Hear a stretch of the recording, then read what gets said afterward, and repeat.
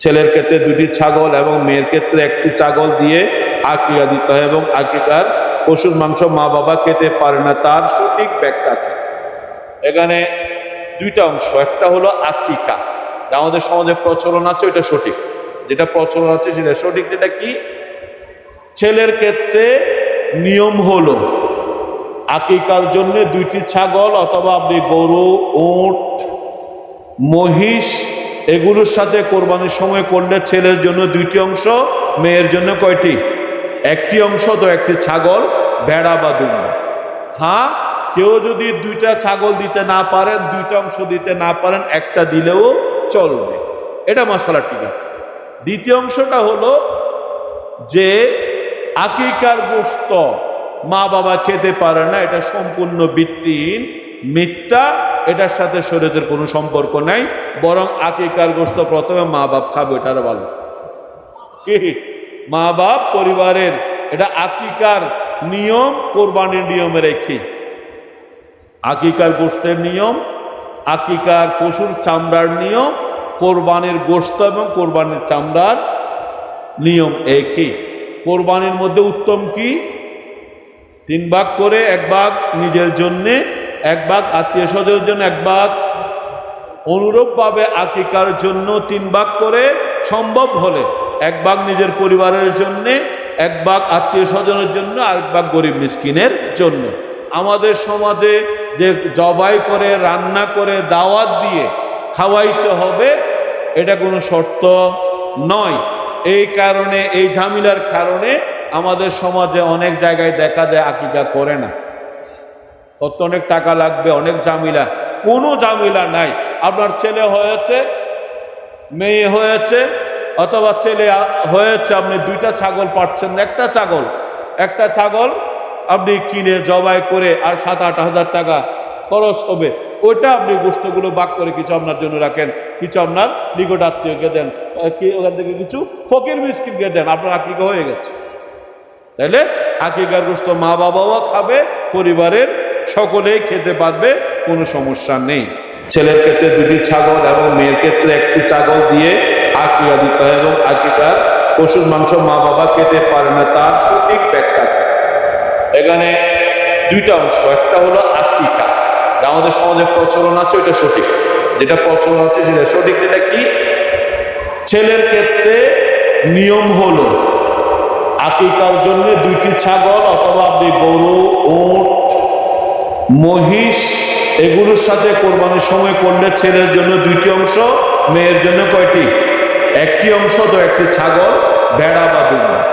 হ্যাঁ, কেউ যদি 2টা ছাগল দিতে না পারেন, 2টা অংশ দিতে না পারেন, 1টা দিলেও চলবে। এটা মাসালা ঠিক আছে। দ্বিতীয় অংশটা হলো যে আকিকার গোশত মা বাবা খেতে পারে না, এটা সম্পূর্ণ ভিত্তিহীন, মিথ্যা। এটার সাথে শরীয়তের কোনো সম্পর্ক নাই, বরং আকিকার গোশত প্রথমে মা বাপ খাবে, এটার ভালো। মা বাপ পরিবারের, এটা আকিকার নিয়ম, কোরবানির নিয়মে রেখে। আচ্ছা, বর্তমান সময়ে আমাদের সকলের ঘরে গোসলখানায় ফরজ গোসল আদায় করি। ফরজ গোসল করার সঠিক নিয়ম কি? ফরজ গোসল করার সঠিক নিয়ম হলো প্রথমে আপনি পরিপূর্ণ ওযু করবেন। গোসলের ফরজ কয়টি? কি কি? প্রথমটা কি? জি, গড়গড়া, কুলিশা গড়গড়া করা। দ্বিতীয় ফরজ কি? তৃতীয় ফরজ সম্পূর্ণ শরীরে পানি প্রবাহিত। এই 3টা কিন্তু অবশ্যই আদায় করতে হবে। তো সুন্নত নিয়ম হলো, এটা গোসলের ফরজের কথা বলছি। একটা হলো গড়গড়া সহ ওযু করা, গড়গড়া সহ কুলি করা বা গড়গড়া করা। দ্বিতীয় হলো নাকে পানি দিয়ে খাইসুম বলে এই জায়গা পর্যন্ত পৌঁছা। তৃতীয় হলো সমস্ত শরীরে পানি প্রবাহিত করা। এটা হলো গোসলের 3টা ফরজ। এই 3টা করলেও আপনার গোসলও হয়ে যাবে, ওযু হয়ে যাবে। গোসলও হয়ে যাবে, ওযুও হয়ে যাবে। তবে উত্তম সুন্নত তরিকা হলো আপনি নামাজের জন্য যেভাবে ওযু করবেন ওভাবে আপনি ওযু করবেন গোসলের আগে, ঠিক আছে? যদি আপনি ওই ফরজ গোসল, যেহেতু ফরজ গোসলের ক্ষেত্রে আপনার ওই লজ্জাস্থানটা প্রথমে ধুয়ে নেবেন। লজ্জাস্থানটা প্রথমে কি করবেন? ধুয়ে নেবেন। যদি ওই কাপড়ের মধ্যে ওই ধরনের কি কোনো ময়লা থাকে তাহলে কাপড়টা আপনি ভালো করে আগে ধুয়ে নেবেন, যাতে ওই নাপাকিগুলো আপনার শরীরে আবার না লাগে। যদি ওইটা না পারেন ওইটা ফেলে আপনার প্রথমে আপনার লজ্জাস্থানটা ভালো করে কি করবেন, পরিষ্কার করবেন। তারপর আপনার দুই হাত কি ধুয়ে, যদি আপনি কোনো থেকে বালতি বা কোনো থেকে যদি কি করেন আপনি ওযু করেন, তাহলে দুই হাত কবজি পর্যন্ত ধুয়ে নেবেন। না হয় স্বাভাবিক নিয়মে আমরা ওযু করার সময় প্রথমে কি করি না, দুই হাত ধুই, তারপরে গড়গড়া সহ কুলি করবেন, তারপরে নাকে পানি দিবেন, তারপরে মুখ ধুবেন, তারপরে হাত ধুবেন, তারপরে